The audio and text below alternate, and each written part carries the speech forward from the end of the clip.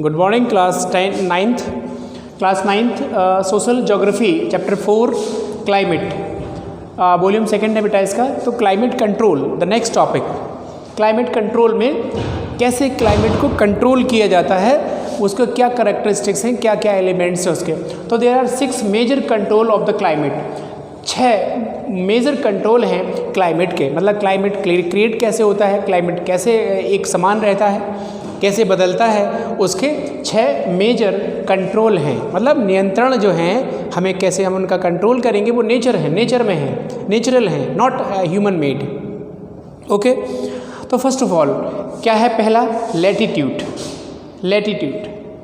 दूसरा altitude, latitude, altitude, pressure of wind system, distance from the sea, ocean current and relief feature. There are 6 major climatic control in India। पूरी world में कह सकते हो, है ना।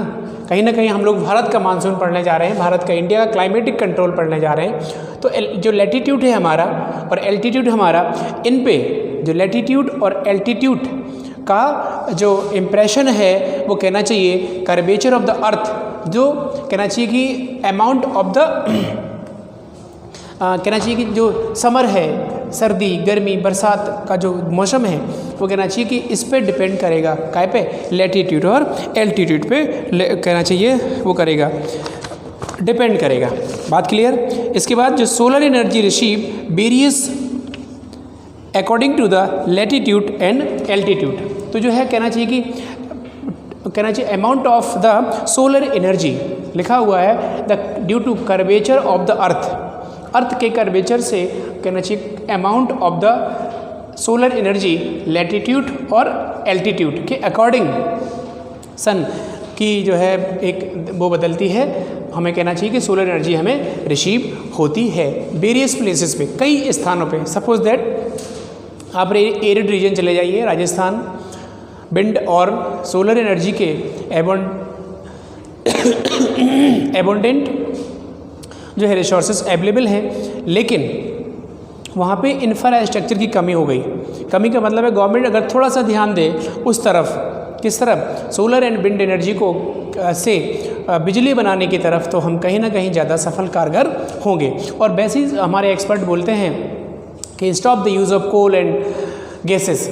हमें कोल का प्रयोग कम से कम कर देना चाहिए, हमें गैसेस का प्रयोग कर देना चाहिए, कोयला कम से कम प्रयोग करें, सोलर एनर्जी प्रयोग करें, है ना, ऑयल गैसेस का प्रयोग करें। लेकिन ओवरऑल अगर सोलर एनर्जी प्रयोग करेंगे तो कहीं ना कहीं डिग्रेडेशन लेट होगा और जो सस्टेनेबल डेवलपमेंट है वो प्रभावी हो जाएगा। सस्टेनेबल डेवलपमेंट पे हम अमल कर जाएंगे। तो देखिए, दूसरा हो गया प्रेशर ऑफ विंड।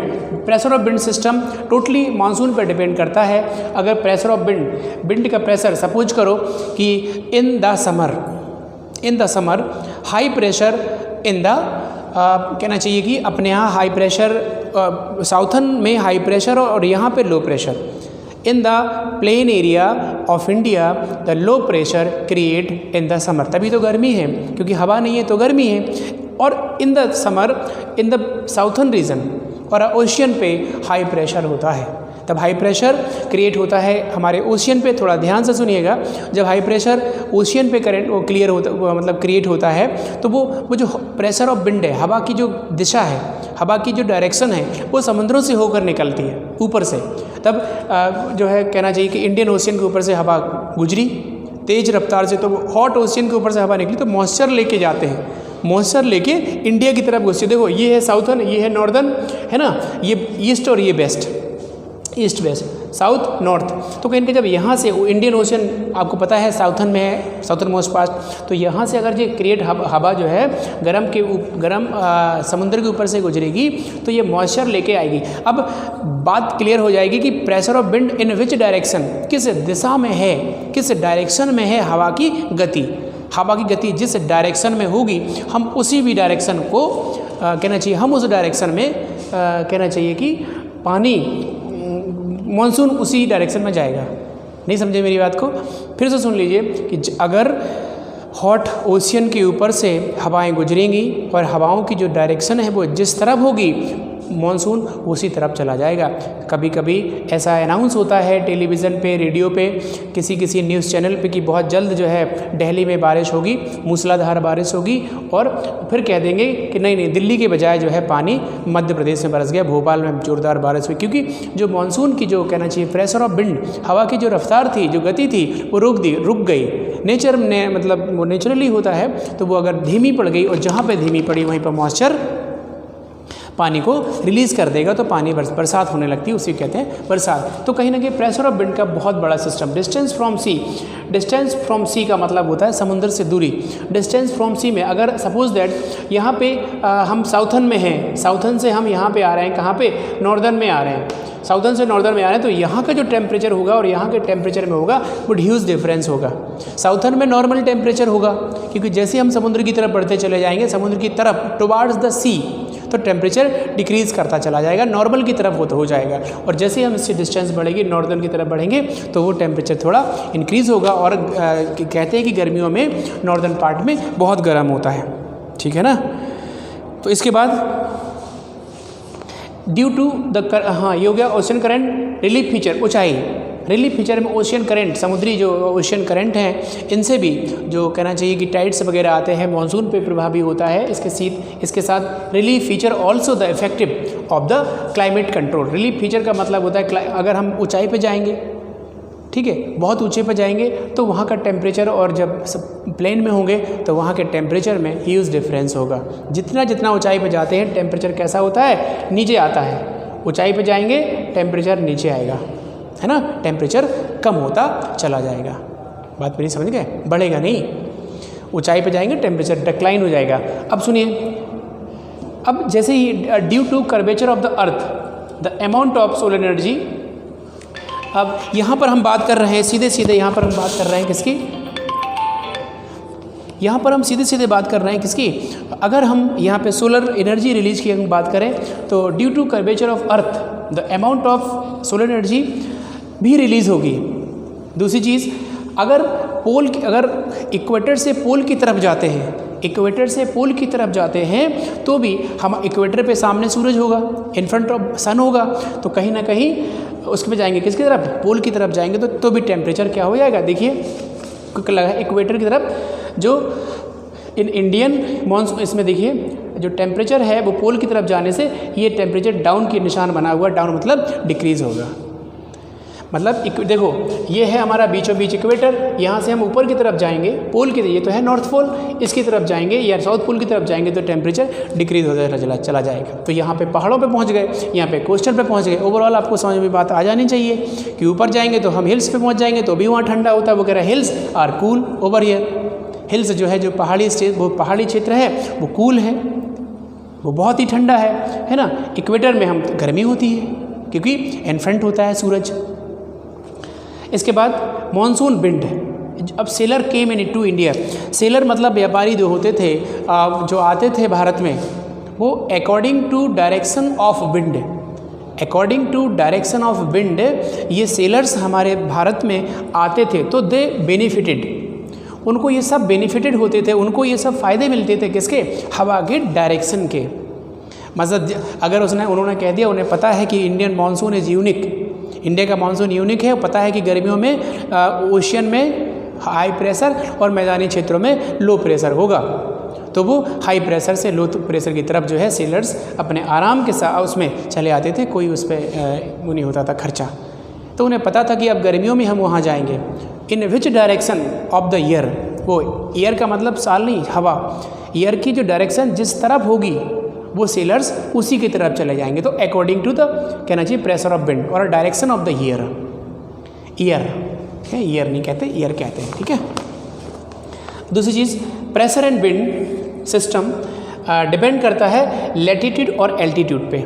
बिल्कुल सही है, लैटिट्यूड और एल्टीट्यूड पर जो हवा का दबाव है वो टोटली डिपेंड करता है, total depend the latitude and altitude of the wind. और हमने ये भी बता दिया डिस्टेंस फ्रॉम द सी की बात बताई कि डिस्टेंस फ्रॉम द सी जो हमारा होता है, जैसे हम समुद्र से डिस्टेंस बनाते हैं तो टेम्परेचर में थोड़ी सी बढ़ोतरी होने लगती है। वहाँ का जो टेम्परेचर उसका कोस्टल का टेम्परेचर और इसका टेम्परेचर, किसका, नॉर्दर्न का टेम्परेचर डिफरेंस होने लगता है। आपने देखा, यू कैन चेक, अगर आप जाड़ों में in the month of winter, month of January, अगर आप वहाँ गए हैं, कहाँ साउथर्न में गए हैं, साउथर्न पार्ट में गए हैं, तो आपको ये चीज़ देखी होगी, आपने महसूस किया होगा, मंथ ऑफ जनवरी में southern part of India, just Mumbai, Chennai, इस कोस्ट लाइन में टेम्परेचर नॉर्मल होता है, वहाँ पे सर्दी नहीं लगती, क्योंकि कोस्ट लाइन में, और जब हम आते हैं तो यहाँ पे सर्दी होती। And in the time of summer also the same temperature in the coast line. तो जस्ट द लैटिट्यूड और एल्टीट्यूड का जो असर है, और वहाँ का जो नहीं, यहाँ पे जो प्रेशर और विंड, डिस्टेंस फ्रॉम सी का जो असर है, आपको साफ साफ दिखेगा। डिस्टेंस फ्रॉम सी का असर जो है साफ साफ दिखेगा कि हम जितनी दूरी बनाते हैं टेम्परेचर इंक्रीज़ होता जाता है। टेम्परेचर मतलब अगर कम है तो कम दिखेगा, ज़्यादा है तो ज़्यादा दिखेगा। सर्दियों में नॉर्दर्न में सपोज दैट उत्तर प्रदेश से जाएंगे तो सर्दी में यहाँ सर्दी बहुत होगी और वहाँ पे नॉर्मल टेम्परेचर होगा। बट इन द यूपी एक प्लेन एरिया में टेम्परेचर जब विंटर है तो लौट के आएंगे तो विंटर मिलेगा, और लौट के आएंगे सर्द गर्मी में लौट के आएंगे तो समर मिलेगी, लेकिन वहाँ पे टेम्परेचर होगा, सो बढ़ा होगा temperature, so distance from the sea का भी बहुत एक्सट्रीम उस पर इफेक्ट होता है। अगर सर अब सुनो, ITCZ shifted from the 5 degree north of the equator, equator से 5 डिग्री नॉर्थ की तरफ ITCZ। जो क्वेश्चन थोड़ा सा इंपॉर्टेंट है, आता है कि कितने degree ITCZ, inter tropical convergence zone, inter tropical convergence zone shift करती है 5 डिग्री कहाँ की तरफ, इक्वेटर से नॉर्थ की तरफ, नॉर्थ की तरफ। तो कहीं ना कहीं मैदानी क्षेत्रों में समर में गर्मी हो जाती, ये भी रीज़न है। अगर क्वेश्चन आता है कि इन द कहना चाहिए कि in the northern region summer, in the time of summer या मंथ ऑफ समर, मई और जून में ये जो है गर्मी क्यों ज़्यादा बढ़ जाती है, due to shifted the 5 degree north inter tropical convergence zone. So जो गर्मी थोड़ा सा बढ़ेगी जब कन्वर्जन जोन बढ़ जाए, गंगा प्लेन की तरफ बढ़ जाती है, नॉर्दर्न प्लेन की तरफ, गंगा प्लेन मतलब नॉर्दर्न प्लेन, यहाँ की तरफ, यही तो है IGB 1GB, Indus Ganga Brahmaputra का विशाल रिवर सिस्टम। सो एलुबिल सॉइल इज़ ओवर हियर। आप 10th में पढ़ेंगे एग्रीकल्चर में, बहुत अच्छा टॉपिक है बेटा। ये जो है अपन ने पढ़ा था कि पूरा ये नॉर्दर्न है, ये सेंट्रल है, ये डेक्कन है ना, और सेंट्रल और डेक्कन मिलेंगे तो पेनिनसुलर होता है। तो वो जब हम ऊपर की तरफ बढ़ेंगे तो कह रहे हैं कि सर्द वहाँ पर, हाँ यहाँ पे जहाँ पे हम लोग रहते हैं नॉर्दर्न में, वहाँ पे गर्मी बढ़ती है ITC के शिफ्ट होने से। इसके बाद pressure of wind, pressure of the high pressure area east Madagascar approximately 20 degree south over the Indian ocean intensively and position of this high pressure area effect the Indian monsoon. मैंने बोला है कि Indian monsoon पे बहुत बड़ा effect डालता है high pressure of the Madagascar east of Madagascar approximately 20 degree east over the Indian ocean intensely and position this the high pressure. बात वही है, उस समय उस तरफ साउथ में क्या होता है, हाई प्रेशर होता है, और उस समय अपने यहाँ लो प्रेशर होता है। ठीक है, इसके बाद Tibet plateau get intensely heated during the summer. Tibet का जो प्लेट्यू है, पठार है, उस वक्त ताइबेट में भी, मतलब तिब्बत में भी बहुत गर्मी होती है। इसके साथ साथ the movement of the westerly jet stream, westerly jet stream भी इस पर इफेक्ट डालती है। जो पश्चिमी जेट स्ट्रीम है वह है हाई प्रेशर, ये कह लीजिए jet stream to the north of the Himalaya and pressure of wind tropical easternly jet stream over the Indian peninsula during the summer. जैसे जेट स्ट्रीम भी जो भी बहुत गर्म हवाएं होती हैं, बहुत हॉट एयर होती हैं, जो थोड़ी धरती से थोड़ी ऊंचे होती हैं। ठीक है, तो इनका भी असर मानसून पे होता है।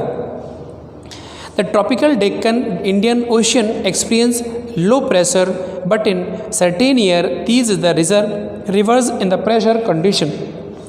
पहले हम लोगों ने कह दिया कि भाई यूनिक है भारत का मानसून, लेकिन कुछ सालों से वो कह रहे हैं कुछ सालों से यहाँ पर कुछ परिवर्तन हुए हैं। Some changes are over here, कुछ चेंजेज हुए हैं, तो चेंजेस की वजह से मानसून थोड़ा इधर उधर हुआ है। मतलब टाइमिंग में मानसून हो सकता कि पहुँचने में थोड़ा देरी करे, है ना, या बीच में फेल हो जाए। इन दिस टाइम आप देख रहे हैं कि मंथ ऑफ जून जुलाई भी निकल गया है, अगस्त शुरू हो गया।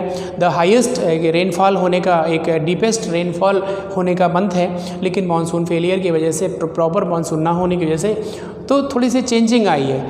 ठीक है, मानसून फेलियर क्यों हो जाता है, क्योंकि चेंजिंग है, ग्लोबल वार्मिंग का असर है और कहीं ना कहीं एटमॉस्फेरिक कंडीशन मानसून के फेवर में नहीं हो सकता। हाई प्रेशर हो जाता हो, बादल आया, हवा चली, तो high pressure create on the plain. So this is a reason behind that the monsoon fail. Monsoon जो ऑनसेट मानसून होता है वो अच्छे से आ गया, लेकिन इसके बावजूद भी अपने प्रॉपर वो वर्किंग में नहीं आ पा रहा। Just like the reason is pressure of wind, मतलब हाई प्रेशर क्रिएट हो जाना, अचानक हवा आ जाना, आंधी आ जाना, बादल आके आंधी आ जाना, यही तो होता है प्रेशर ऑफ विंड का। हवा मतलब प्रेशर ऑफ विंड बढ़ गई, हवा का जो दबाव है वो इंक्रीज़ हो गया, हाई प्रेशर एरिया, जबकि लो प्रेशर होना चाहिए।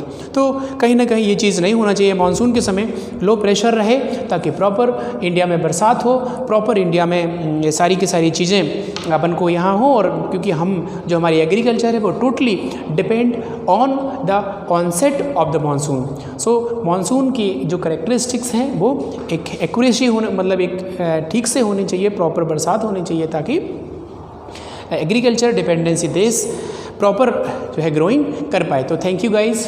ये वॉल्यूम 2 था क्लास 9th का ज्योग्राफी का जो है आपका क्लाइमेट का, और हम 2nd चैप्टर अभी हमने नहीं कराया है। अगर कन्फ्यूजन हो फिजिकल फीचर ऑफ इंडिया वो मैं इसके बाद करा दूंगा, क्योंकि अभी पहला और चौथा कंप्लीट करिए। जो पढ़ाया जा रहा है वही आपके एग्जाम में पूछा जाएगा, तो डाउट मत कर। 3 चैप्टर हटा दिया गया है, उसके मैप क्वेश्चन केवल बचे हैं।